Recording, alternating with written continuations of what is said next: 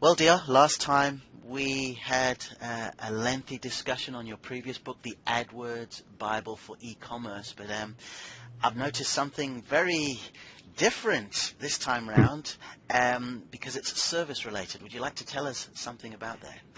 Yes, that's true. So I looked back over case studies of clients that I've been working with over the years, and I've got some really interesting ones. And as you say, the e-commerce side of things was a big focus for me. And I started to look at a client I've been working with for almost 10 years now. And he's not e-commerce, he's a service business. He's in the airport transfer business, very successful with it.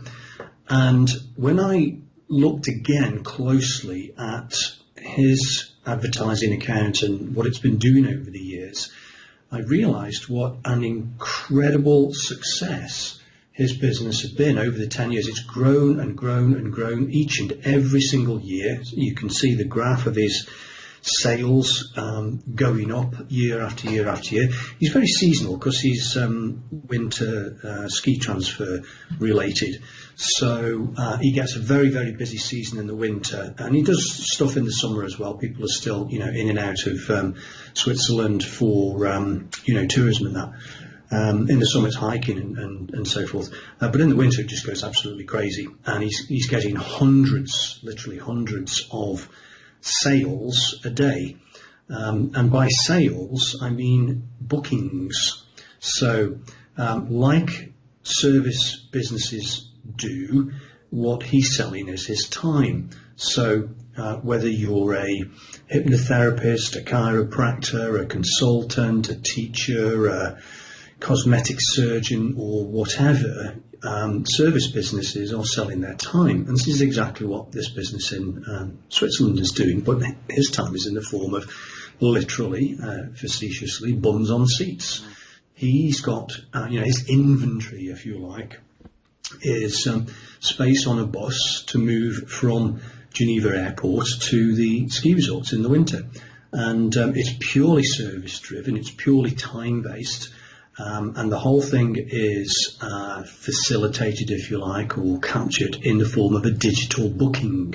And this is how we've been doing it for years. So people see his ads, click through to his site, make a booking themselves, and then all my client has to do is literally just have the operational ability to go and pick these people up from the airport and take them to the resort. And he's been doing that very successfully for the last 10 years.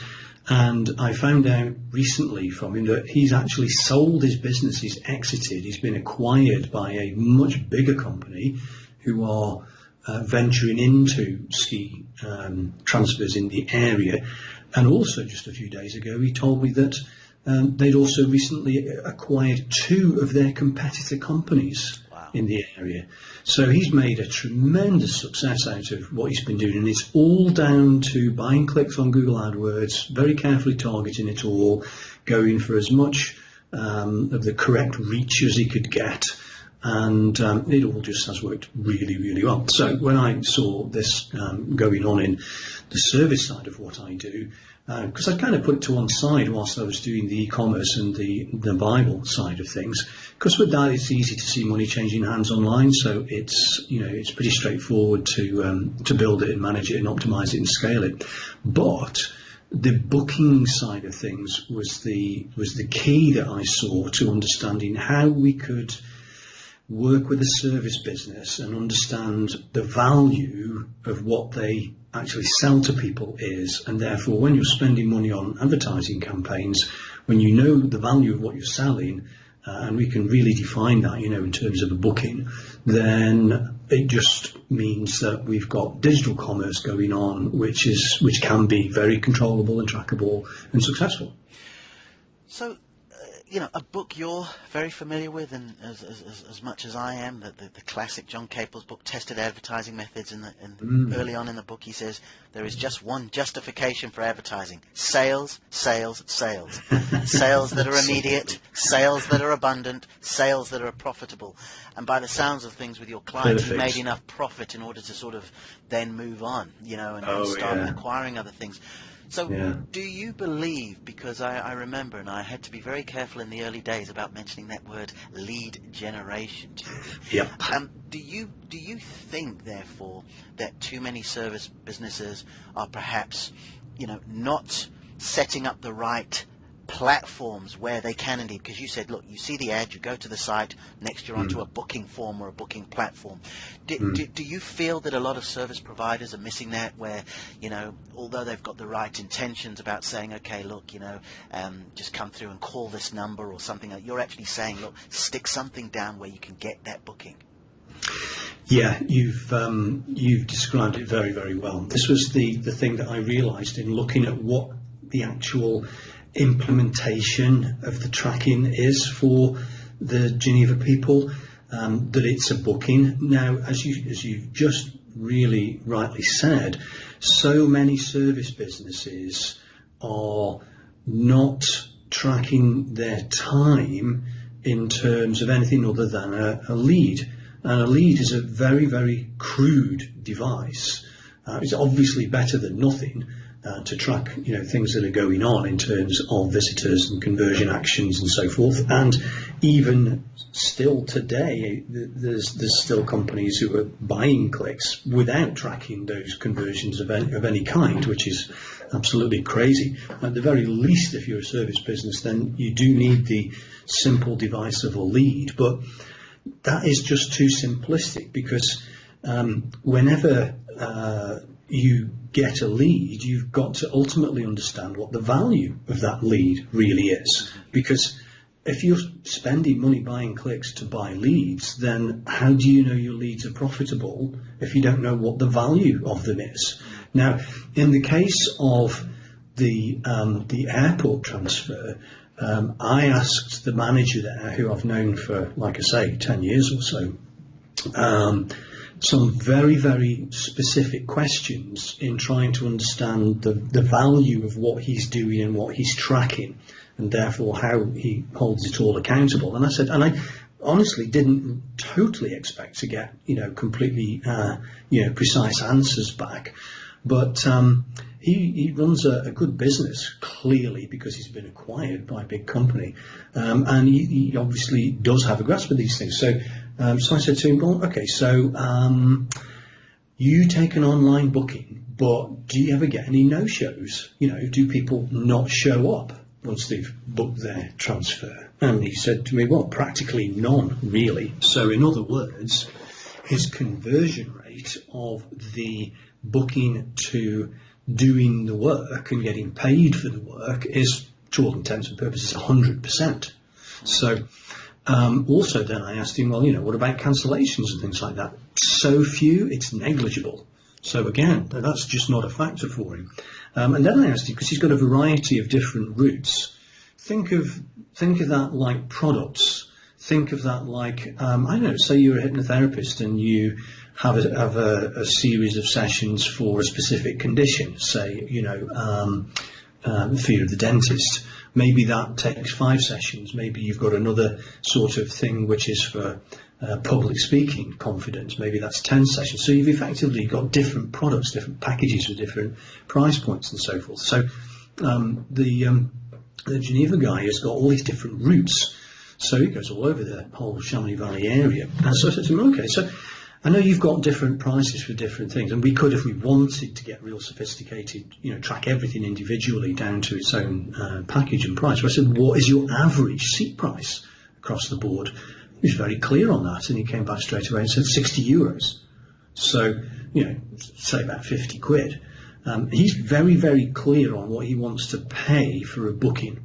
And we've always worked on the figure of £5 per booking average maximum.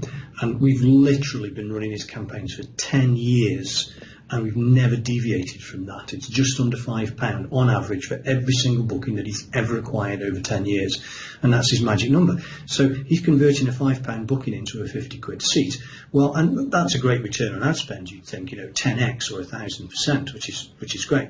You have to keep in mind his business is very expensive to run. Yeah. He's got a fleet, he's got drivers, insurance, fuel, tolls, repairs, maintenance, yada yada yada.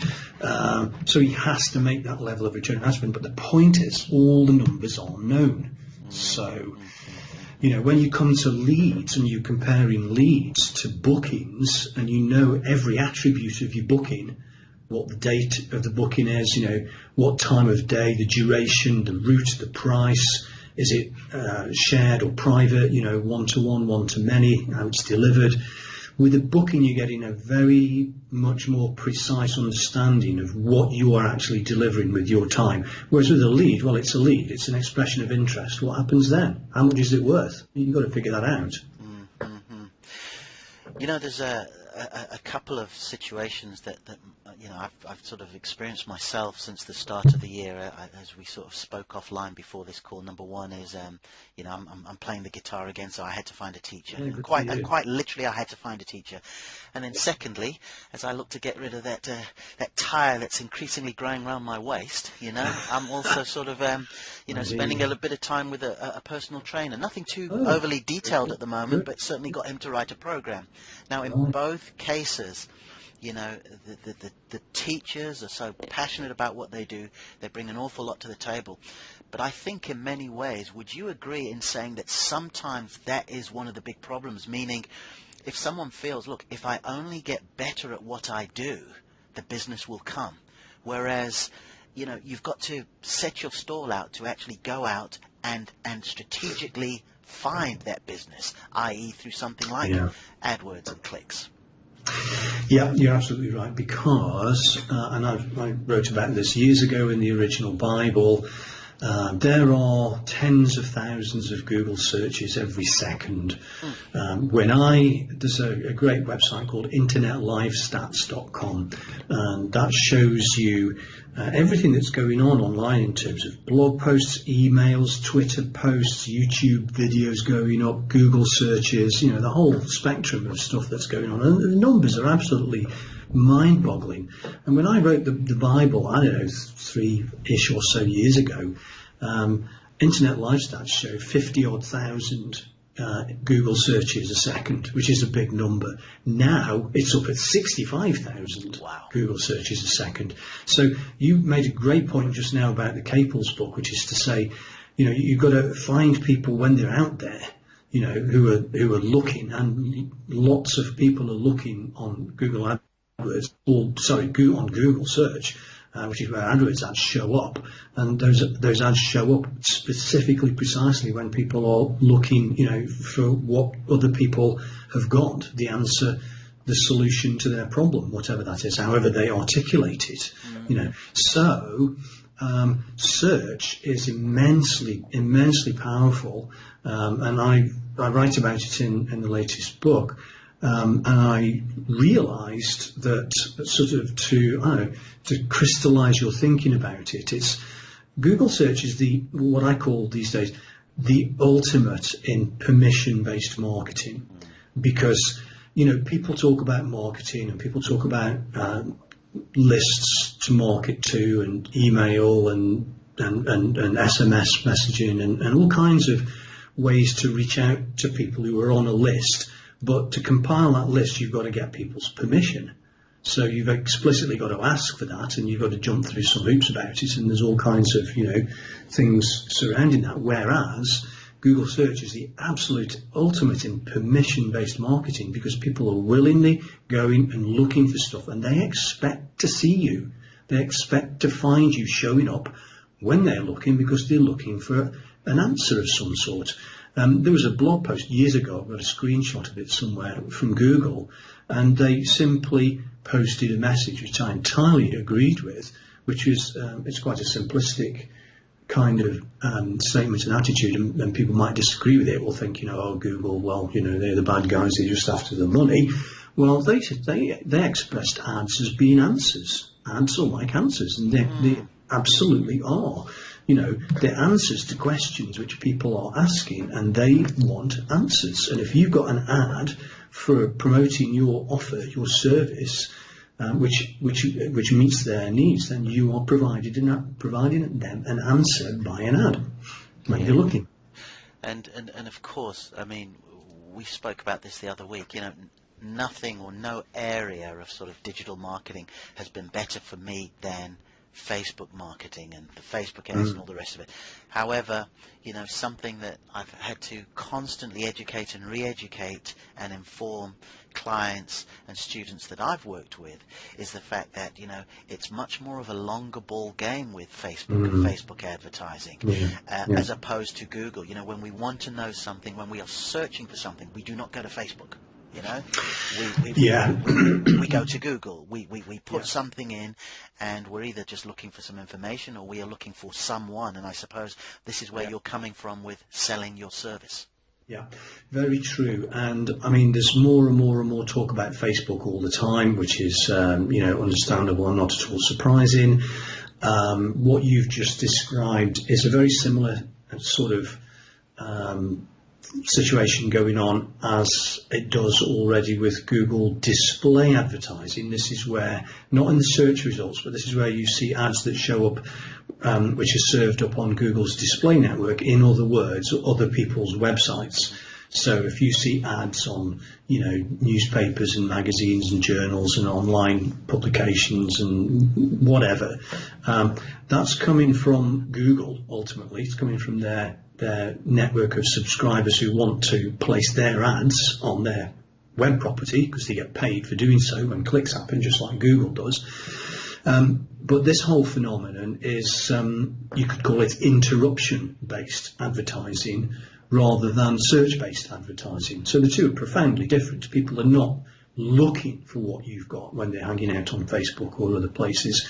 You can interrupt them with what you've got, and the key to the success of that is all about the targeting, which is just about what everything is all about. Of course, it's the same with Google search, which is if you target something correctly to the right audience at the right time, in the right place, on the right device, in the right frame of mind, then it's more and more likely that you'll succeed with what you did and, you know, get people to pay attention to you or book you or buy from you or whatever.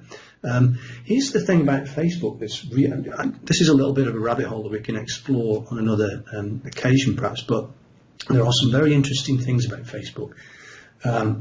One is that they have a product catalogue. Going back into just briefly into the e-commerce world once again, they have a product catalogue which is the equivalent of the Google Merchant Center. This is the database you put your physical products into if you're an e-commerce merchant, and Facebook are exactly the same thing.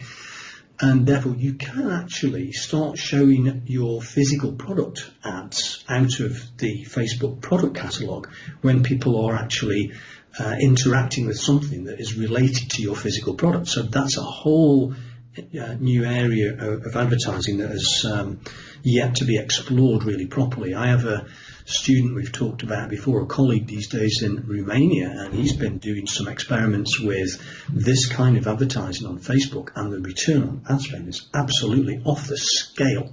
It is huge. So this is a very interesting area to look at. Also, of course, about Facebook is Facebook knows more about people than any other platform on the planet. So if you have got something that is of interest to somebody and you catch them in the right moment, they are going to be very, very receptive to it. No question. You know, I mean, we all put up stuff about ourselves, the books we're reading, the TV shows we used to watch, the films we get, and Facebook buy in a lot of this demographic data, so they really understand people, you know, like no other organisation on the planet. So again, with targeting side of things, you know, it can work really, really well. There is one final thought that I had recently about Facebook as well, excuse me, which is when you go to Google search and you type stuff into the search box, you're looking for something, and it could be anything. any piece of information or product-related thing or service-related thing or whatever, lyrics to a song, all manner of things. Now, when you're in Facebook and you're hanging out in there is a search bar, right? Yeah. There is a search bar. Now, what is that search bar being used for? Mostly, it's for people. You look for people. Yeah. That is what Facebook's search capability is all about. I'm wondering if over time they figure out more possibilities for becoming a search engine in their own right of a kind, which is to say, if you are advertising stuff in Facebook, are people starting to get so used to Facebook as their environment where they're logged in and hanging out that they do actually start to use it actively for search? And will that, go to looking for services and stuff like, or would you look for piano lessons in Facebook? Would you look for guitar lessons in Facebook? I don't know.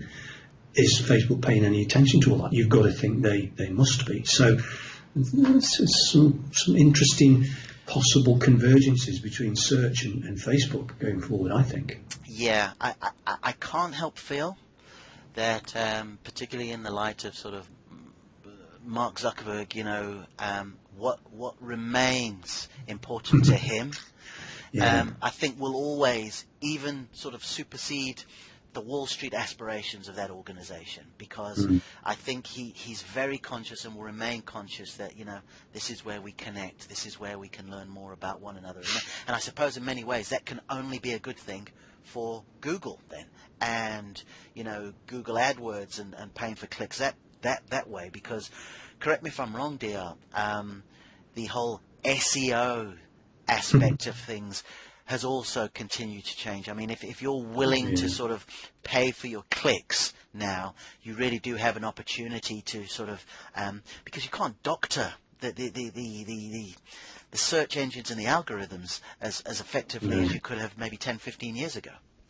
Well, yeah, you're absolutely right. I mean, I got started fiddling around with SEO back in like 2002, and the reason for that was, like everybody else, I put a website up and wanted to get people interested in me because I was doing my consulting gig back then in IT and telecoms.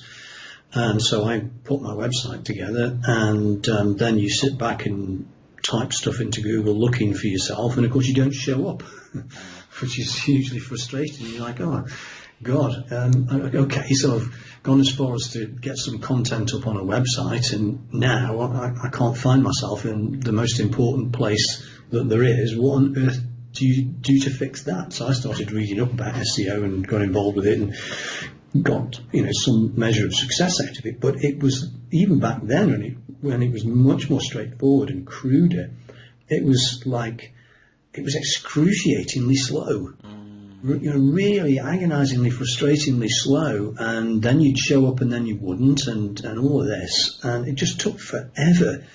And it's way worse than that these days, and much more complicated. But the point is, it just takes time. Yes, and time which most service providers, correct me well, if I'm they should wrong, be selling the time, absolutely, right? and I mean, if they do have some extra time because they're not sort of seeing people, that should go into their marketing and their various bits and pieces, not sort of sitting there trying to doctor and stuff keywords and things like that. It's absolutely ridiculous, and the mindset is still very much focused on the whole SEO thing, and it's smoke and mirrors, really. I get, and I can't be the only one, I get cold emails from companies in India every day, all day, every day. We're an SEO company, we'll get you Google rankings, yada, yada, yada. And, well, it's an industry which it's not accountable. And it's all smoke and mirrors, literally. It's all behind this. Whatever they do, it's behind this. It's not transparent. You don't know what the heck they're doing to get you these so-called rankings. It's taking time, therefore it's costing money. Sometimes it directly costs money because you have to pay it to some company, or you have to pay an employee or pay yourself to be doing it yourself. So time always costs money. With service providers, like you absolutely say, that time should be spent delivering your service. It shouldn't be you fiddling around with this stuff or paying somebody else to fiddle around with this stuff. So therefore, the biggest sort of argument that seems to be in favour of SEO is it's all about free clicks, free clicks, free clicks, which is completely fundamentally flawed, because they're not free, because you have got to spend time or money to get it to happen. And it's so risky and it's so uncontrollable and unpredictable that it's just, you can't have that level of unreliability around your marketing. Yeah, of course, it can change in next to no time as well, Drop can't of it? hat, yes. So I was, just to finish that thought off, I was reading a thing from our great friend Perry Marshall just the other day, and of course he's extremely well known in this whole space. He's very opinionated about this and has got a lot of experience in it. And he rightly says, if you building a business based on a source of free so-called traffic, you're hugely at risk, because if that just suddenly goes away overnight, and there was a big thing a few years ago, and these big things do still roll out, and search engine results change. Change. There was an organisation that Perry was aware of years ago that didn't dare to touch their website and bring it up to date, because they were absolutely terrified of losing the rankings that they'd got, and were losing huge opportunities to improve their business. And it was all based on this crazy idea of SEO is free. Yeah. And as he says, if you can't afford to buy clicks and send people directly to your specifically targeted offer to test it out, to try it, see what happens, whether it works or not, whether you get a sale or not, or whatever, then you don't really have a business.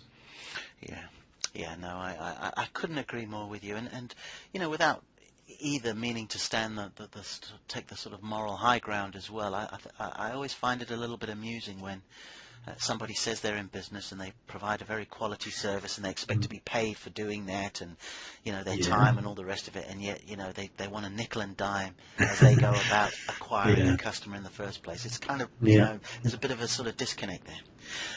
So DR, I suppose, because we want to keep these chit chats sort of relatively sort of focused, and that if we're really going to sort of summarize a lot of what we've discussed in here, therefore, to start with, the mindset needs to be the right mindset, doesn't it? The service provider needs to say, okay, look, I should be open to this. I need to know and understand my numbers, but this needs to be a bona fide option for me to acquire customers, because without them having that mindset, there's very little that we can sort of move on to do. Is that correct? It is. It is very much about mindset.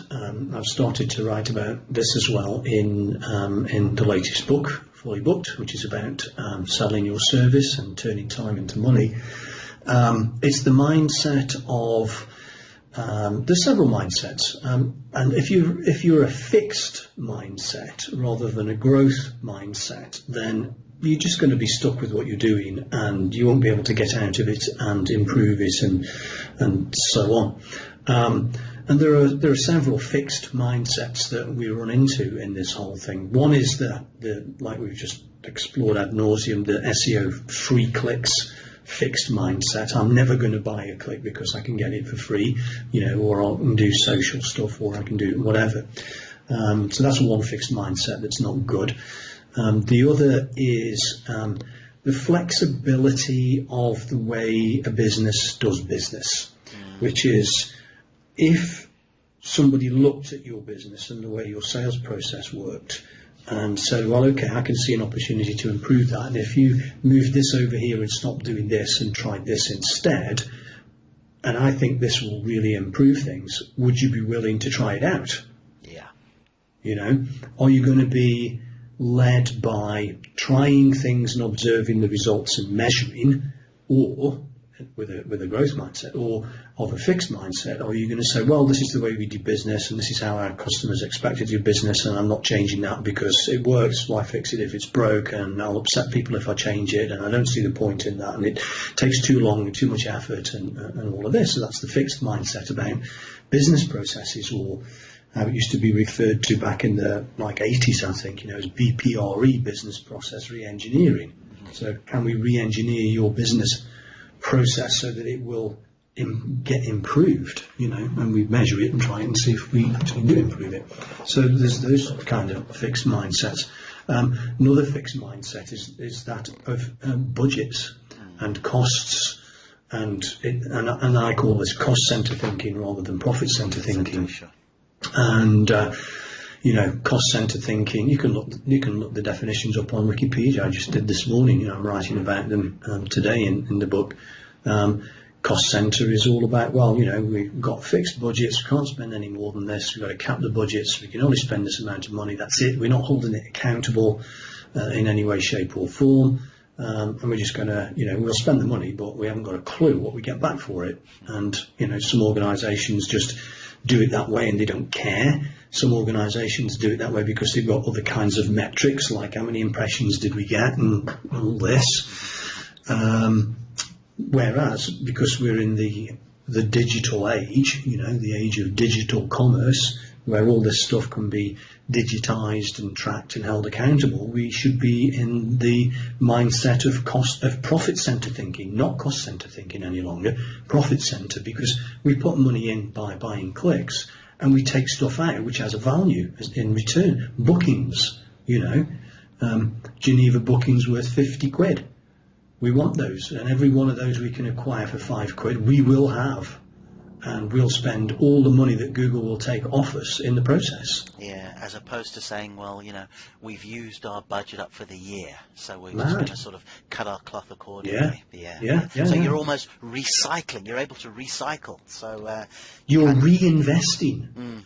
You put £1 in and you get £2 back. You reinvest another £1, and you just keep going for as long as that £1 you can stick it into the slot machine.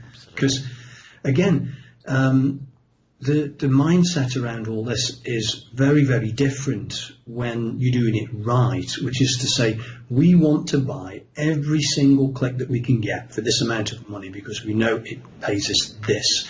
Now, you get to a point where you can't spend any more money. Google cannot take that money off you, because there's only a finite number of people out there who are looking for what you've got. I've got it. Who are searching specifically for what? It's completely finite, So in the world of e-commerce, you're never going to run out of products to sell. You would absolutely not want to be in a situation where people will come into your store and finding you sold out. That would be crazy. You're just going to keep replenishing your stock. Yeah, okay, glitches, back order, it happens, but you don't want to be trading and having people come into your store ready to give you their money and not have the product for them. That's crazy. They'll go somewhere else, and you've just lost that sale and you'll probably never get it back again ever. So in that situation of e-commerce, you can't sell out, but you can run out of buyers. Yeah, absolutely. There'll only be so many people looking for a welder in Colchester, Yeah. So therefore, when he is, there's a finite limit to search, whether it be e-commerce or service based, and you can't just keep increasing your budget, and expect that clicks will go up. Clicks will go up, yeah. They'll only go up to a certain point, and then after that, there isn't any more out there. And the flip side of it, of course, is that if you are indeed a welder in Colchester, and you want to go down the route of, digital booking, selling your service with digital bookings and Google AdWords, you have far more chance of doing that. Of course, once you've got your numbers and your understanding through the methods and the techniques and the philosophy that you're talking about now. Yeah, because what I realised and I've thought about it this way for a long time, and when I've been consulting with businesses over the years, in the B2B lead gen service sort of area, then my initial viewpoint when talking to businesses or consulting with businesses and helping them with what they're doing is, look, you are a welder in Colchester or an auto detailing shop in Spokane or whatever. You have capacity. So what does your perfect day look like to you? If you're a welder in Colchester, it means every hour of your day is welding. It's welding jobs. And people have booked your time, and they either show up at your shop with their thing to be welded, or you go out to them and weld it for them.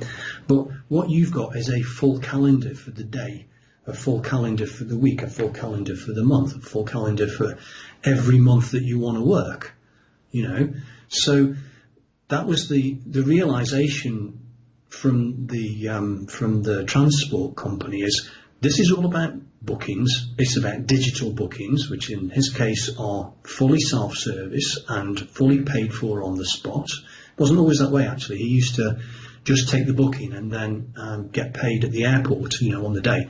Now he actually does get paid, online as well as he takes the booking.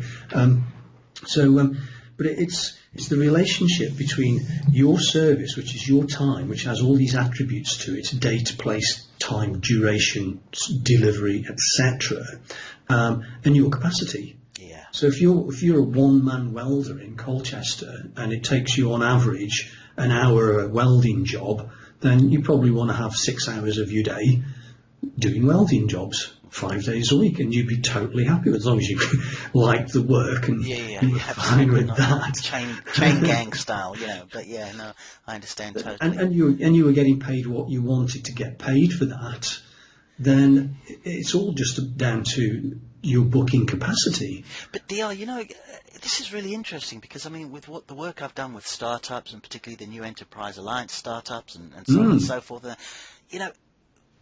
I've heard it in the what they like to call the woo-woo space when they say, picture your perfect day and blah, blah, blah. Oh, but when you're talking about a survey, you are spot on, because when I think about my personal trainer and I think about my guitar teacher, in an ideal world, what would they probably want to do? Of course, they'd like to take a couple of hours over lunch, one might want to do it. So they might say, at the end of the day, I've got 4 bookable hours.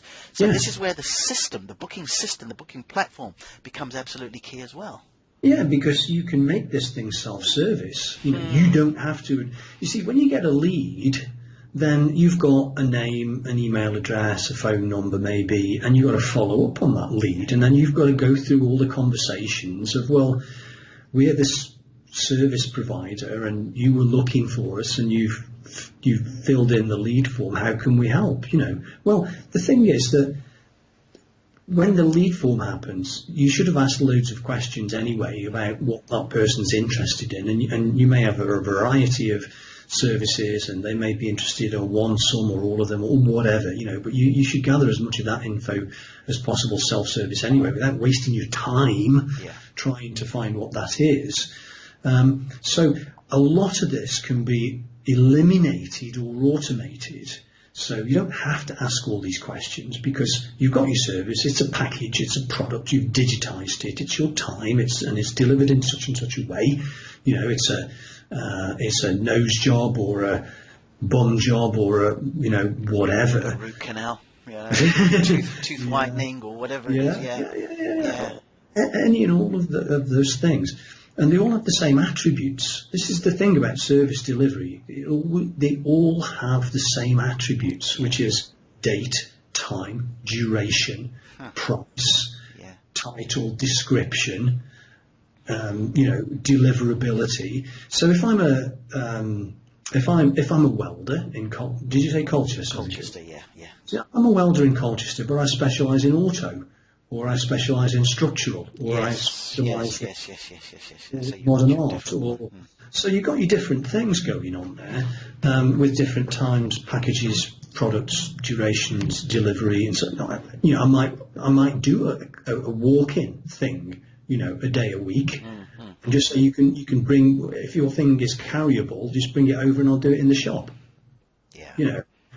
your imagination can just run riot with all these things. It I does. know I know beans about welding, but but I can imagine a variety of scenarios. But yeah, I mean, what you were saying is if you as an auto detailing shop, you envisage your perfect day. It's your day is full as you want it to be. Which is, if you want to have 2 hours off, you can. If you want to do a 10-hour day and pack them all in, and you can, then you will, and that's fine. Therefore, you want 10 hours of auto detailing going on. You want to see vehicles in and out all day long being dealt with. At that point, you really so what I'm trying to do is I'm trying to max you out. I'm trying to maximise your time. I'm trying to maximise what your business is delivering in terms of its service, because that means we're maximising your pay. So that's the begin with the end in mind thing, which is, well, it's all very well and good talking about campaigns and keywords and ads and impressions and clicks and click-through rates and CPCs and CPAs and yada yada yada, all about your campaigns. But before that happens, we're way more interested in what's going on with your business. What's it look like if it's at capacity? Yeah, you've got to architect it all around that. Great stuff, great stuff. So it is all about being fully booked, how to sell your service with digital bookings and Google AdWords. DR, where can people find out more about what you are writing? Where can they find out more about you and communicate with you? Okay, so the book is Fully Booked, How to Sell Your Service and Turn Time into Money. It's available on Amazon.com and Amazon.co.uk. It's a work in progress. I've started it. I'm building it up as we go along and adding more material all the time. So it's not going to be finished for a while, but it's there and available. And if you buy it, and it's up at 99p, I'm not asking for barely any money in exchange for it at the moment because, there's more going in. But if you buy it and review it, then, and you can say what you want of the review, good or bad, I don't care. I just want to know what you think of it. Then, once you've reviewed it, you're entitled to join our Facebook group, which is the Fully Booked AdWords Facebook group. You can join that by invitation, having done a review. And in there's always a digital PDF and ebook version of the latest copy. So you'll never lose track of the latest stuff because it's always going to be there in the Facebook group. And of course, you can always ask questions and interact and all of that. So we haven't got a website as yet. We're working on that, and we may do that. But for now, just go to Amazon, search David Rothwell or search Fully Booked. You'll find me there. It's available. Buy it, review it, apply to the Facebook group, come in, get involved, and keep up to date with the version. Fantastic. And of course, the real benefit of that is speaking to other service providers who are in the trenches as well. So you can really just sort of find out what's working for them, how they're experiencing it, and be surrounded by people who also are sort of coming from the same place as we are about that importance, as Mr. Caples said all those years ago, where there's only one justification for doing advertising in the first place, and that is sales, immediate, abundant, and profitable. Absolutely. You started off with that, and it's just so brilliant. It's simple, but it's absolutely the case. Abundant. Yeah, there's lots of people out there looking for stuff. Profitable, which means you've got to know what you spend and what you earn. Yeah. And immediate, because back in the day with these fellas, when it was a coupon and then it had to be, postal order, and then it would be sent in the post, and so on and so forth, it wouldn't be as immediate as it can be now, where you can look and you can say, right, next Tuesday I have my booking in place. Yeah, it's all there. Yeah. And so, and you don't, if you did the lead gen thing and then you called this person back or emailed them or whatever, you got into the back and forth of it all, you'd eventually get to the point where if you did sell them and close them, then you've got to deliver your service. So what's that all about? Well, it's very likely an appointment of some sort. Yes. It's got to go in your calendar, right? I mean, so, I don't know, fire alarm systems or or conservatories or flooring or whatever. So what's going to happen there is you'll get the lead, you'll ring them back. Oh yeah, we do flooring, we do conservatories, we do whatever. Are you interested? Oh yeah, okay. So what's the next thing? Well, we'll have to come and give you a quote. To come out, do a site visit, do a site survey, prepare you a quote, and then it'll be the next thing after that. Yes. But the point is, it's your time, and that's got to go in your calendar anyway. Yeah. So you've got to, so the sort of, I don't know, maybe old-fashioned way of looking at things in terms of leads and lead generation and stuff like that, maybe it is just completely obsolete now. I mean, there are dozens of digital booking platforms out there, and I get into this in the book, which is there are very sophisticated ones that not only manage your calendar but manage your physical inventory of products. If you're like a hair salon selling stuff, very sophisticated, manage that whole aspect of running your entire business for you, point of sale stuff and everything. But if you're the welder in Colchester, then you don't have to have something anywhere near as sophisticated as that. Yeah, absolutely. Yeah, and it can be the booking system in inverted commas can be something as simple as a piece of code on a page that you bring people to. As simple as that, and that as a result of that, and there's case study after case study after case study after case study in this book of the perfect situation. Firstly, with the Geneva Transfer Company, it works like gangbusters for these people. Can it work for you? Well, maybe. That's not guaranteed. You've certainly got to have certain things in place. But there's loads of case studies about things that are typical that go wrong. Yes. That people do all the time. So, case in point. Organisation that I started working with this week, and they are in digital sales. So they sell a digital product, which is they advertise it, you come to the site and you buy it and you pay money, which is the equivalent of a booking. It's a digital transaction. Money changes hands. It's not physical. It's not a physical product that gets put in a box. So these guys have been buying clicks on Google for something like 8 years, and it's been a very stable campaign, and they've not fiddled with it an awful lot, and it's been doing very well for them. But although they've been selling stuff, and they've sold in total, in the amount of time that they've run this, they've sold over 45,000 of their products. Wow. Right? 45,000 digital sales, and they didn't track a single penny in revenue. Oh dear. Not a single penny in revenue. Exactly how much they're spending, and they're concerned about what they're spending, and they don't know how well it's working, and it's all the usual stuff. And they've gone in there and paused keywords for some reason or another, and none of it was based on money. None of it was based on return on ad spend. It was all, opinion. They don't know. And that's just and these guys are very, very savvy. They are very switched on. They are very customer lifetime value oriented. We want to convert our one-off business sale into a monthly recurring revenue scenario, which is where we should all be going, of course. So they're real switched on in that respect, but they haven't tracked a single penny. Now, when I got into that with them and told them all they needed to do to fix it, I gave their webmaster the necessary information, and he fixed it the same day. And the very next day, we were seeing revenue where they've never seen revenue before ever. There you go. Can be that simple. Wow. So we've got case studies just like the one you've explained, the one in Switzerland as well, all to come in the book, Fully Booked. So make sure you go to Amazon. At the moment, I don't believe that you can. I mean, that whole flip side, I can't remember who the teacher was, DR, but he sort of said, it's quite ironic that you can spend just $20 on a book and it can change the fortunes of your business. Here we're saying you can spend £1 on a book.